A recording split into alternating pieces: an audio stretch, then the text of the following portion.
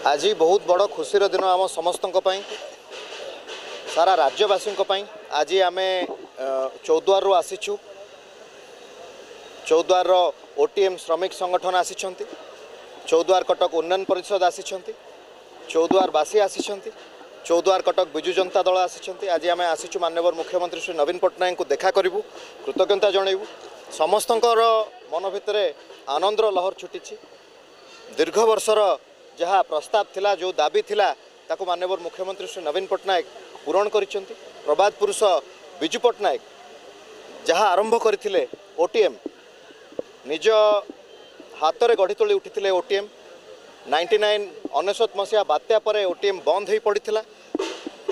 पुनर्बार माननीय मुख्यमंत्री श्री नवीन पट्टनायक ओटीएम बदल में वेल्सपुन ग्रुप ऑफ कंपनी को ओटीएम लैंड रे टेक्सटाइल बेस इंडस्ट्री करने प्राय 3050 कोटी टंका व्यय textile base industry Welspun group of company करने जाउछंती ओटीएम रे। मु आपनक माध्यम रे कहि रखिया चाहे मु माननीय मुख्यमंत्री को जेते भी कृतज्ञता जनइले कम हबो। ओटीएम रे काम करुवा कर्मचारी भाई भौणी माने, श्रमिक भाई भौणी माने, तांकर जहाँ बकाया थिला ताकू मध्य प्राय 150 कोटी टंका माननीय मुख्यमंत्री श्री नवीन पट्टनायक प्रदान करिसेंती।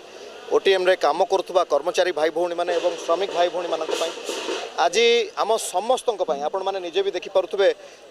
चौद्वारवासी, चौद्वार कटक उन्नयन परिषद तथा श्रमिक संगठन, ओटीएम श्रमिक संगठन, चौद्वार समस्त एटी गुरुजन माने अछंती, भाई माने अछंती, माँ माने आछंती, समस्ते आज तांकर खुशी जनइबा पई आछंती, कृतज्ञता जनइबा पई आछंती माननीय मुख्यमंत्री श्री नवीन पट्टनायक को। मु कृतज्ञता जनाऊँगी मोर पूज्य पिता डॉक्टर प्रभात रंजन विश्वास को, जहाँकर बहु उद्यम थिला। 2009 रु जेबे चौद्वार कटकर विधायक हिसाब से विधानसभा जाइथिले, विधानसभा बारंबार ए विषय रे ओटीएम विषय रे प्रश्न करिसेंती, आलोचना करिसेंती, जोथि कि माननीय मुख्यमंत्री श्री नवीन पट्टनायक आशीर्वाद देइचंती चौद्वार जनसाधारण एवं ओटीएम केवल चौद्वार खाली केवल चौद्वार नथिला, एंटायर स्टेट रो गर्व एवं गौरव थिला। आज वेल्सपुन ग्रुप ऑफ कंपनी ओटीएम बदल रे ओटीएम लैंड रे हवा पई जाउची। प्राय 20,000 डायरेक्टली 10,000 युवक युवती माने नियुक्ति पाइबे, इनडायरेक्टली मध्य आउ 10,000 युवक युवती माने से जगार नियुक्ति पाई पारे। 20,000 नियुक्ति सृष्टि हम चौद्वार। याठू आउ बड़ गर्व एवं गौरवर खुशीर कथा आम आउ किछि न होई पारे।